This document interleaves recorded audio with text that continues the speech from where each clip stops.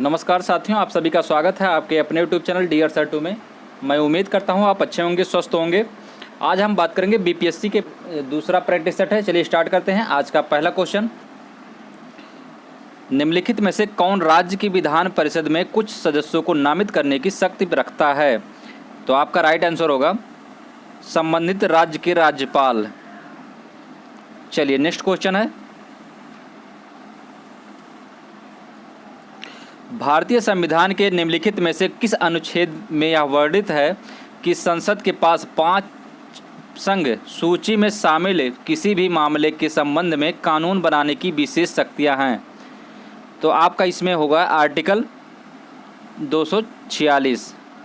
Article 246 में संसद के पास संघ सूची में शामिल किसी भी मामले के संबंध में कानून बनाने की विशेष शक्तियाँ होती हैं। और आर्टिकल 292 में और आर्टिकल 293 में संघ और राज्य सरकारों को ऋण देने का अधिकार भी प्रदान किया जाता है। चलिए नेक्स्ट क्वेश्चन है,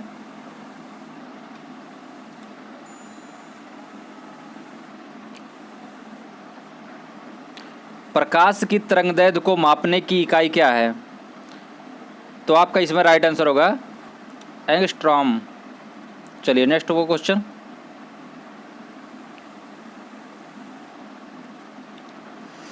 पानी के अंदर ध्वनीय संकेतों का पता लगाने के लिए का उपयोग किया जाता है? तो आपका राइट आंसर होगा इसमें हाइड्रोफोन का। पानी के अंदर हाइड्रोफोन का उपयोग किया जाता है, संकेतों का पता लगाया जाता है। और एक होता है बोलोमीटर, जो ऊष्मीय विकिरण मापने के लिए उपयोग किया जाता है। और एक होता है एमीटर है विद्युत धारा को एम्पीयर में मापने के लिए उपयोग किया जाता है। और एक होता है आपका पायरोमीटर होता है दूर स्थित वस्तुओं के उच्च ताप को ज्ञात करने में उपयोग किया जाता है। चलिए नेक्स्ट क्वेश्चन, निम्नलिखित में से कौन सा युग्म सही नहीं है? हाइग्रोमीटर वायुमंडल का जलवाष्प अंश, लेक्टोमीटर तरल का विशिष्ट घनत्व, एनीमोमीटर वायु की गति, सिस्मोग्राफ भूकंप। तो आपका इसमें है लेक्टोमीटर क्या करता है? लेक्टोमीटर दूध की शुद्धता नापता है। चलिए नेक्स्ट क्वेश्चन,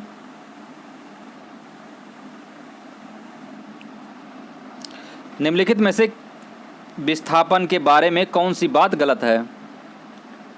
तो आपका इसमें राइट आंसर होगा निम्नलिखित में से विस्थापन के बारे में कौन सी बात गलत है? यह धनात्मक, ऋणात्मक या शून्य हो सकता है।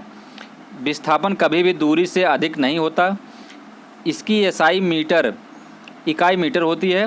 यह हमेशा धनात्मक होता है। तो आपका राइट आंसर होगा विस्थापन, हाँ, ये सदैव हमेशा क्या होता है? धनात्मक होता है। और दूरी सदैव हमेशा क्या होती है? धनात्मक होती है। चलिए नेक्स्ट क्वेश्चन, फ़ारेनहाइट स्केल पर भापांक स्टीम पॉइंट क्या है? तो आपका इसमें रहेगा 212 फ़ारेनहाइट। राइट आंसर होगा आपका सी। चलिए नेक्स्ट क्वेश्चन, निम्नलिखित में से किसे आधुनिक परमाणु सिद्धांत का जनक माना जाता है? तो आपका इसमें राइट आंसर होगा जॉन डाल्टन को। चलिए नेक्स्ट क्वेश्चन, इनमें से किसने कैवेंडिश प्रयोगशाला में काम करते समय 1932 में न्यूट्रॉन की खोज की थी? तो न्यूट्रॉन की खोज आपके जेम्स चैडविक ने की थी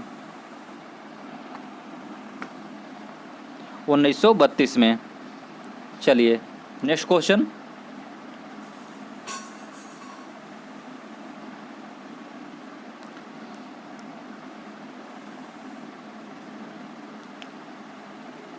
लोहे में जंग लगने के लिए किस अवस्था का होना आवश्यक है? तो आपका इसमें राइट आंसर होगा O2, ऑक्सीजन का उपस्थित होना आवश्यक होता है। चलिए नेक्स्ट क्वेश्चन, अम्लराज एक्वारेजिया का मिश्रण होता है तनु हाइड्रोक्लोरिक अम्ल और तथा सांद्र नाइट्रिक अम्ल, तनु सल्फ्यूरिक अम्ल और तथा तनु हाइड्रोक्लोरिक अम्ल, सांद्र सल्फ्यूरिक अम्ल तथा तनु नाइट्रिक अम्ल, सांद्र हाइड्रोक्लोरिक अम्ल तथा सांद्र नाइट्रिक अम्ल। तो आपका इसमें राइट आंसर होगा सांद्र हाइड्रोक्लोरिक अम्ल तथा सांद्र नाइट्रिक अम्ल, ये आपका राइट आंसर होगा। चलिए नेक्स्ट क्वेश्चन,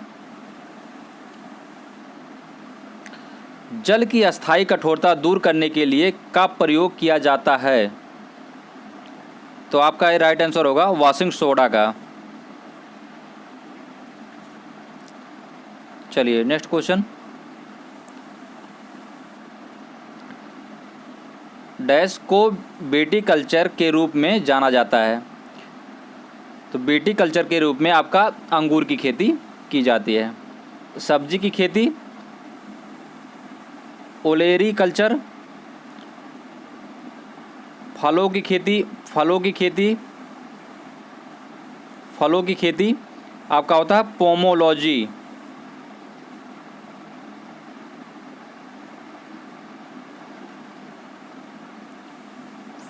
फलों की खेती आपका होता है पोमोलॉजी। और फूलों की खेती को कहते हैं फ्लोरिकल्चर। और आपका फलों और सब्जियों का अध्ययन कहलाता है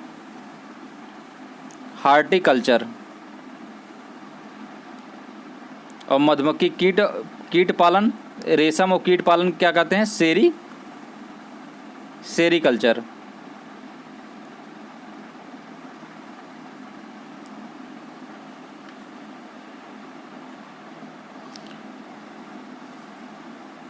और मछली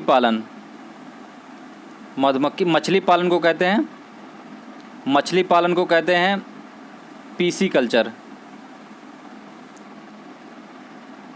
और मधुमक्खी पालन को कहते हैं एपी कल्चर। चलिए नेक्स्ट क्वेश्चन, ऊतक विज्ञान और कोशिका विज्ञान के क्षेत्र में सभी कोशिका केंद्रकों को लाल रंग देने के लिए किस जैविक रंजक का इस्तेमाल किया जाता है? तो आपका इसमें राइट आंसर होगा सैफ्रेनिन का उपयोग किया जाता है। चलिए नेक्स्ट क्वेश्चन, मैग्नीशियम निम्नलिखित में से किसका संगठक धातु है? तो आपका इसमें राइट आंसर होगा यह है पर्णहरित अणु, जिसको क्लोरोफिल बोलते हैं। ये राइट आंसर है आपका। चलिए नेक्स्ट क्वेश्चन, डीएनए को प्रमुख रूप से डैश कोशिका में संग्रहित किया जाता है? डीएनए का फुल फॉर्म होता है deoxy ribo nucleic acid. Deoxy ribo nucleic acid. आपका राइट आंसर होगा इसमें नाभिक। चलिए नेक्स्ट क्वेश्चन,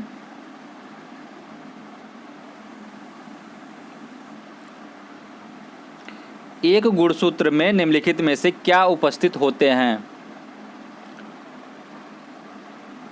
तो आपका इसमें रहेगा डीएनए तथा प्रोटीन। एक गुणसूत्र में डीएनए और तथा प्रोटीन उपस्थित होते हैं। चलिए नेक्स्ट क्वेश्चन, प्राकृतिक चयन तंत्र को वर्णित करने की पद्धति के रूप में योग्यतम की उत्तम जीविता वाक्यांश निम्नलिखित में से किसका कथन है? तो ये आपका राइट आंसर होगा ये हर्बर्ट स्पेंसर। चलिए नेक्स्ट क्वेश्चन,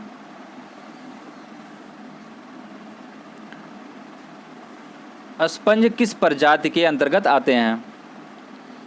तो ये आते हैं आपके राइट आंसर हो गए पोरीफेरा। चलिए नेक्स्ट क्वेश्चन, तिलचट्टों के शरीर में वायु डैश द्वारा प्रयोग करती है?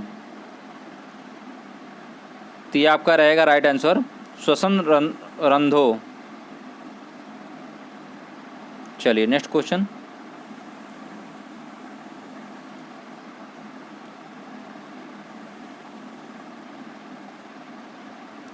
मनुष्यों में आमाशयी ग्रंथियों से स्रावित होने वाला वह कौन सा अम्ल है जो भोजन के पाचन में सहायता करता है? तो आपका इसमें राइट आंसर होगा हाइड्रोक्लोरिक अम्ल। रक्त प्रवाह में हवा के बुलबुले का होना जीवन के लिए क्यों खतरनाक होता है? हवा रक्त के साथ मिलकर जटिलता उत्पन्न कर देती है, रक्त का प्रवाह कई गुना बढ़ जाता है, रक्त के प्रभाव में बाधा उत्पन्न हो जाती है, रक्त दाब कई गुना बढ़ जाता है। तो आपका इसमें राइट आंसर होगा, आपका राइट आंसर होगा रक्त के प्रवाह में बाधा उत्पन्न हो जाती है। चलिए नेक्स्ट क्वेश्चन।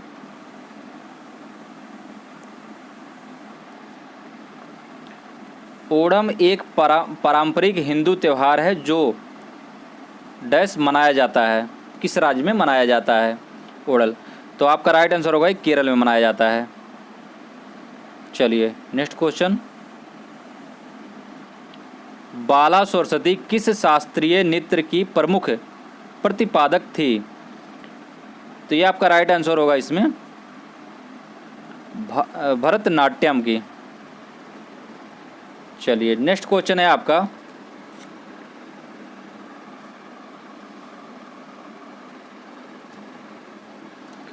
नेक्स्ट क्वेश्चन है आपका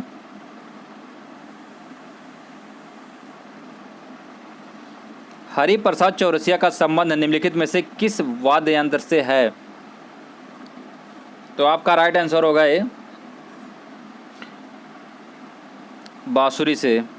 हरिप्रसाद चौरसिया का जन्म 1 जून 1938 को प्रयागराज में हुआ था और ये प्रसिद्ध है वाद्य यंत्र बांसुरी।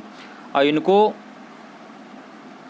भारत सरकार द्वारा 1992 में पद्म भूषण और सन 2000 में इनको पद्म विभूषण से सम्मानित किया गया था। चलिए नेक्स्ट क्वेश्चन है, किस भारतीय राज्य में गमछा एक सांस्कृतिक प्रतीक है? केरल, राजस्थान, असम, हरियाणा। तो आपका राइट आंसर होगा ये असम में। चलिए next question. Plague eat my way पुस्तक के लेखक का नाम बताइए। तो आपका राइट आंसर होगा ये, आपका राइट आंसर है सचिन तेंदुलकर। सचिन तेंदुलकर ने प्लेग इट माय वे, भारतीय महान क्रिकेटर सचिन तेंदुलकर इनका रमेश तेंदुलकर की आत्मकथा है। इसको 6 नवंबर 2014 में मुंबई में प्रकाशित किया गया था और रेमंड क्रॉसवर्ड पॉपुलर अवार्ड से नवाजा गया था। साथ ही साथ इसमें इन्हें लिम्का बुक रिकॉर्ड में भी दर्ज किया गया है। चलिए नेक्स्ट क्वेश्चन। भारत के सर्वोच्च नागरिक सम्मान प्रतिष्ठित भारत रत्न से सम्मानित होने वाले पहले संगीतकार का नाम क्या था? तो आपका राइट आंसर होगा एम.एस. सुब्बुलक्ष्मी। भारत के सर्वोच्च नागरिक सम्मान भारत रत्न से सम्मानित होने वाले ये पहले संगीतकार थे जिनका नाम था एम.एस. सुब्बुलक्ष्मी। चलिए नेक्स्ट क्वेश्चन। अंतर्राष्ट्रीय बुकर पुरस्कार किस वर्ष स्थापित किया गया था? तो आपका इसमें राइट आंसर होगा 2005 में किया गया था। 2022 में यह पुरस्कार गीतांजलि श्री को उनकी पुस्तक थी रेत समाधि के लिए प्रदान किया गया है। चलिए नेक्स्ट क्वेश्चन। हॉकी के मैदान का आयाम लंबाई चौड़ाई कितना होता है? तो आपका राइट आंसर होगा इसमें 91.4 इंटू 1055 मीटर। चलिए next question. Indian super league का एक चैंपियनशिप है क्रिकेटर, कबड्डी, खो खो, फुटबॉल। तो आपका राइट आंसर होगा इसमें फुटबॉल।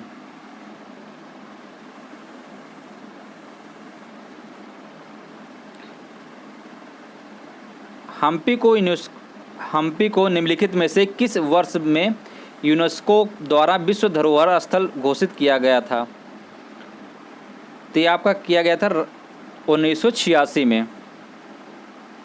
आपका राइट आंसर होगा 1986। चलिए नेक्स्ट क्वेश्चन।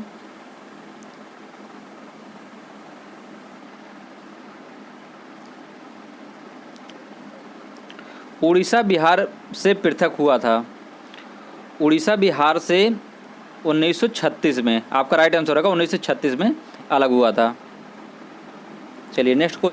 फरवरी 2023 में 7 वर्षीय प्रिंस किस देश के पहले डिजिटल नागरिक बने थे? आंसर होगा ये भूटान के थे। चलिए नेक्स्ट क्वेश्चन।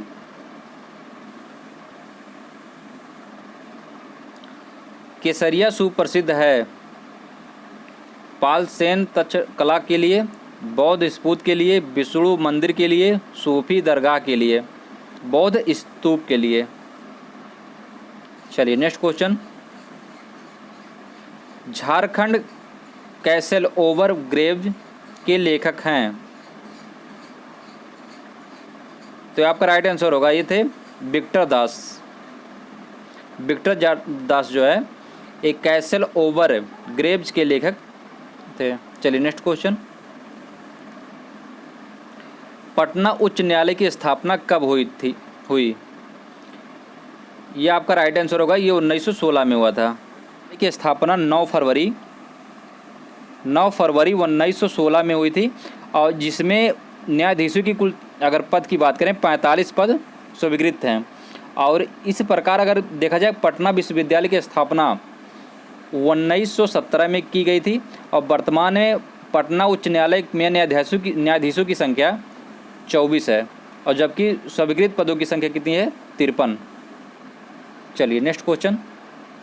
हाल ही में प्रिज़कर आर्किटेक्चर पुरस्कार 2023 किसे सम्मानित किया गया है?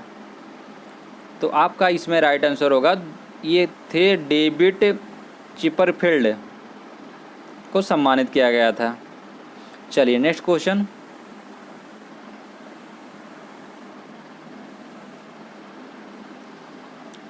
पंचानवें ऑस्कर पुरस्कार समारोह में सर्वश्रेष्ठ शॉर्ट फिल्म डॉक्यूमेंट्री श्रेणी में भारत की द एलिफेंट व्हिस्परर्स ने ऑस्कर जीता, जिसके निर्देशक कौन हैं? आपका राइट आंसर होगा कार्तिकी गोंजाल्वेस। चलिए नेक्स्ट क्वेश्चन। हाल ही में किस राज्य सरकार ने पथश्री रास्ताश्री योजना की शुरुआत की है? तो आपका राइट आंसर होगा ये पश्चिम बंगाल सरकार ने। चलिए नेक्स्ट क्वेश्चन। हाल ही में चर्चा में रहा नासा का आर्टेमिस मिसाइल 2 का संबंध किससे है? तो ये आपका राइट आंसर है चंद्रमा से है। चलिए नेक्स्ट क्वेश्चन। अप्रैल 2023 में WHO ने किस 2 देशों को मलेरिया मुक्त घोषित किया है? तो आपका राइट आंसर होगा ये अजरबैजान और ताजिकिस्तान। ये जो 2 कंट्री हैं इनको मलेरिया मुक्त किया है। और भारत में 2027 तक मलेरिया नियंत्रण और मलेरिया को जड़ से ख़त्म करने का लक्ष्य रखा गया है। चलिए अब नए प्रैक्टिस सेट में मिलते हैं। कैसा रहा वीडियो आप कमेंट करके बताइए। चलिए जय हिंद।